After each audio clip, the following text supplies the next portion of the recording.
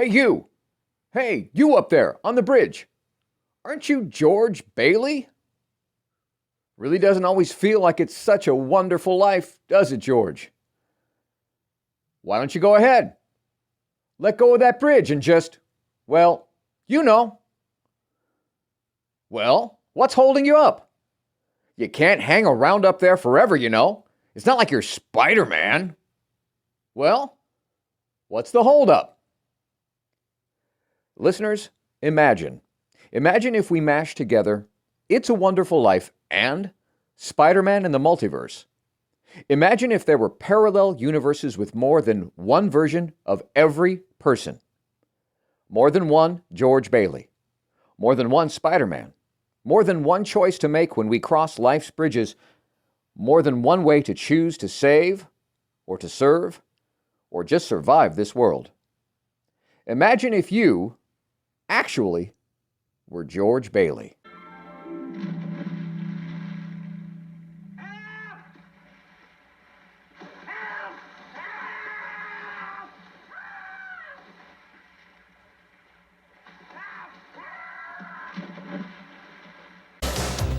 Send me an angel. Send me an angel. Right now. Right now. And it's time for another unbuckled bumpy ride with your guide, the stark raving LEAN-atic himself. I'm Jim. Let's jump right in again.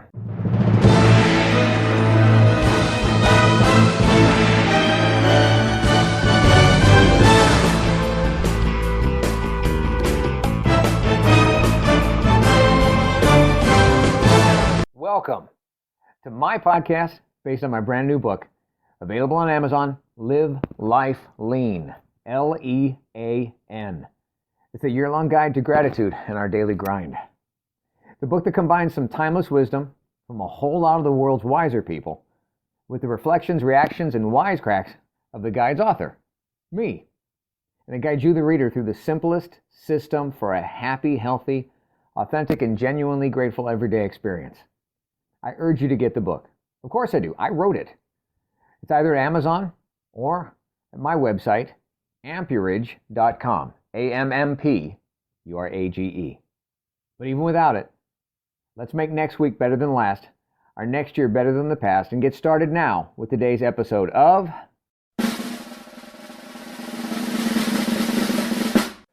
Okay, let's do this again here. One more time. Imagine if you were George Bailey, Christmas Eve, up on a bridge, contemplating jumping in to end it all. But before you do, you find that you have to make a choice. Serve your own intentions or save someone else. Which version of George Bailey would you be? The one before he sees what life is like without him? Or the happy you're not in the hereafter version? Both Georges would have jumped. But if it were you, where would you have landed? So this one here today is for all the fans of the wonderful and the amazing. The fans of Jimmy Stewart and Peter Parker. The fans of Bedford Falls and the multiverse. Fans of It's a Wonderful Life and the amazing Spider-Man. Yep, bet you never saw this mashup coming. So, recently, a movie or two came out about something called the multiverse. It was all about Spider-Man and parallel universes, with more than one version of the same person existing at the same time. Sound familiar yet? Weird concept, but play along and pretend that it could happen. Pretend that there were multiple universes at the same time with multiple versions of everyone at the same time. Multiple versions of Spider-Man and New York, of Superman and Metropolis, or Wonder Marvel Woman, or even you. That's scary, huh? Or multiples of old George Bailey from Bedford Falls. Remember George? Remember him? From the movie It's a Wonderful Life? 1940s, New York. The guy who spent his days postponing living out his dreams, all for the sake of others. For his father. For his brother. For Mr. Gower, the druggist. Hell, George, he even canceled his own honeymoon to save the broken down old building and loan when the stock market crashed and he spent all he had to serve the folks of Bedford Falls. Sounding familiar now? Well, to those who recognize this Frank Capra directed classic, I wonder how many out there in listener land can now, or have ever before, related in a special way to that sometimes pseudo-passive-aggressive patriot known as George Bailey, who, after sacrificing for others and covering for others, he came to what he called, while praying to God in a bar, mind you, he came to what he called the end of his rope. Well, what does any of this have to freaking do with Spidey and the multiverse? Well, I thought that I was the only person out there who could so perfectly relate to George Bailey from Bedford Falls. But I was wrong, dead wrong. You ever meet someone and it's like you've known them all your life? Like kindred souls or something? I did recently and found out that they once said in a conversation with someone else that they realized that it dawned on them, they're like George Bailey. I heard this and my ears perked up and my jaw dropped. I thought I was the only other George Bailey. But apparently I wasn't. But if you saw that multiverse movie, so did Spider-Man. See, he didn't know that there were others out there who identified as Spider-Man. Spidey felt the exact same thing. And he should have known better because he has Spidey sense. Or he has his Peter tingle or whatever they call it. But I come to find out, as much as it seemed that this other George Bailey and I had in common, me and my friend, no, not Peter and his Peter tingle, it wasn't quite what it seemed. It's kind of more a parallel universe thing, you might say. And for those who know the story of George, his intended suicide, the angel named Clarence, and the evil Mr. Potter, let me elaborate for those of you who are still listening.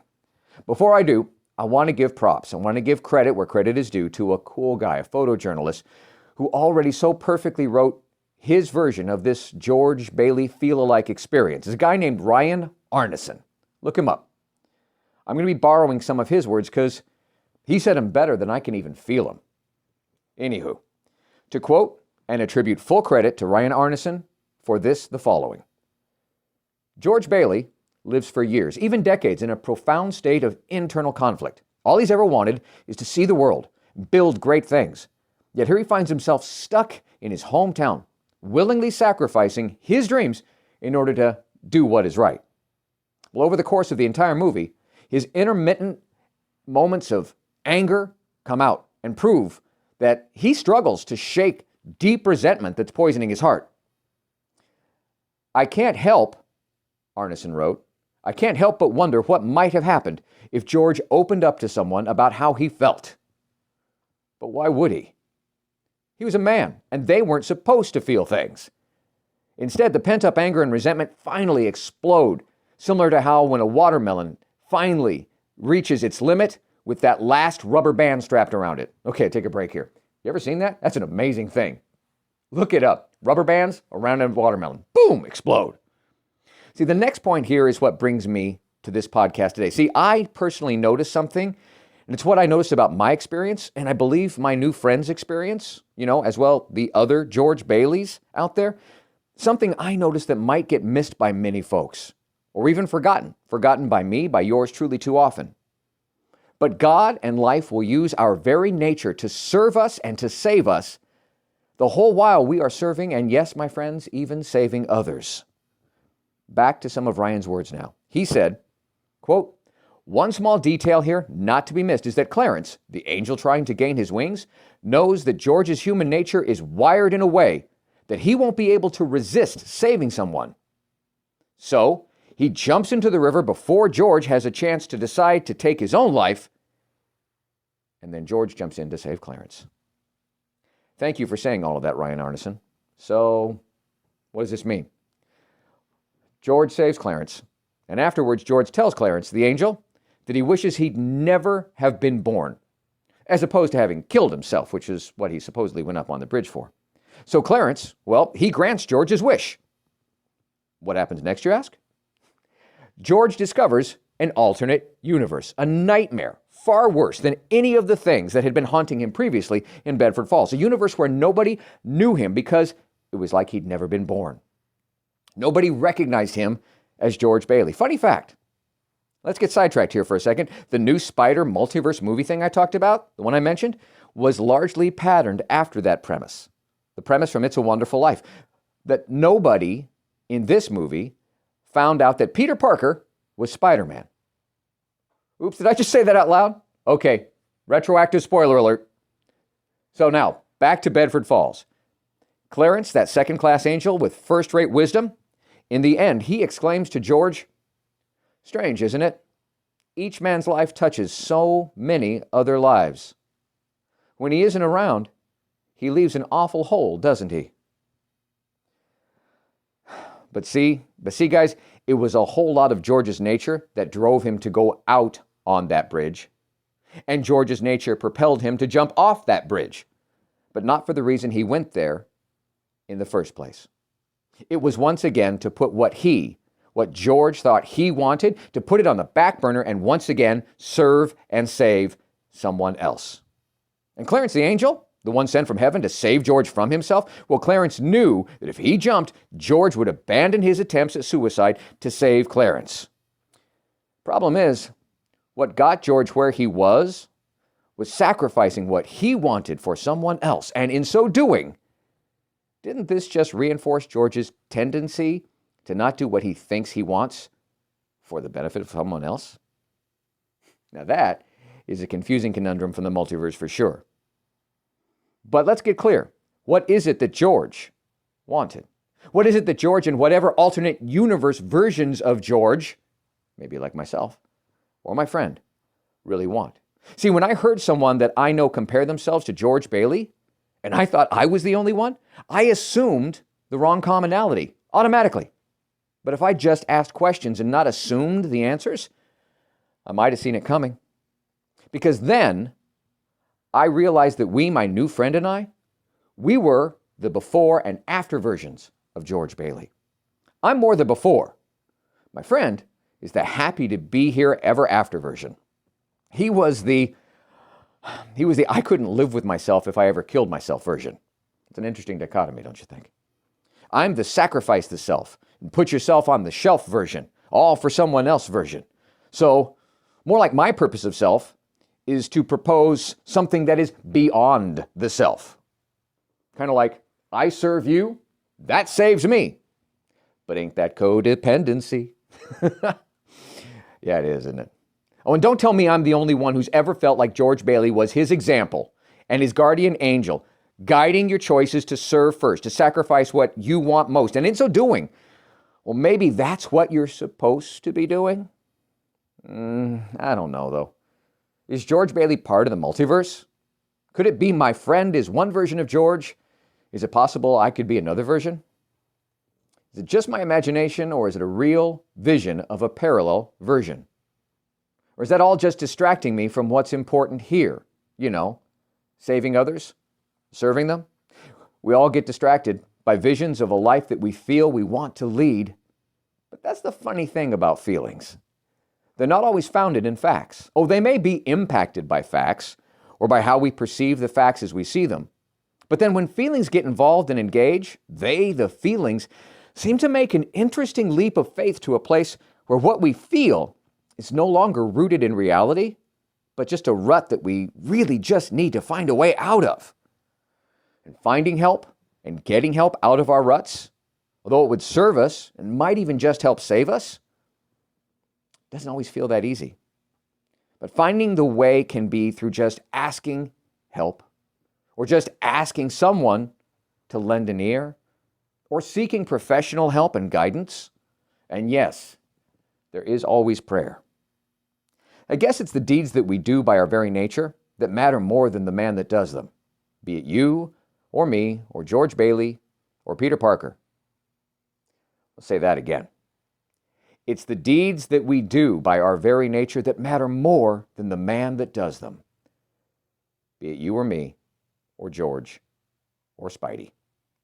See, the end of the whole Spidey-Multiverse movie was more like the inverse of It's a Wonderful Life. George, in It's a Wonderful Life, chose to be remembered, and all his good deeds stayed intact. Peter Parker, a.k.a. Spider-Man, chose to be forever forgotten. as if nobody ever knew him. But Spider-Man's good deeds all stayed intact. Save or serve, we are all born with great power to fulfill even greater responsibility to others. The film's director Frank Capra once said about the theme of the movie It's a Wonderful Life, quote, "No man is a failure, and every man has something to do with his life. If he is born, he's born to do something," end quote. Now that something may be primarily serving. That something may be primarily saving. Maybe that something may be prioritizing when to do which and learn to accept a little of both in return. But accept it as our gift, our wonderful gift in life to serve and to accept and appreciate those who wish to serve us back. Accept our wonderful gift in life to save some folks sometimes, help save them when they don't know how to save themselves, like my friend does. He helps that way.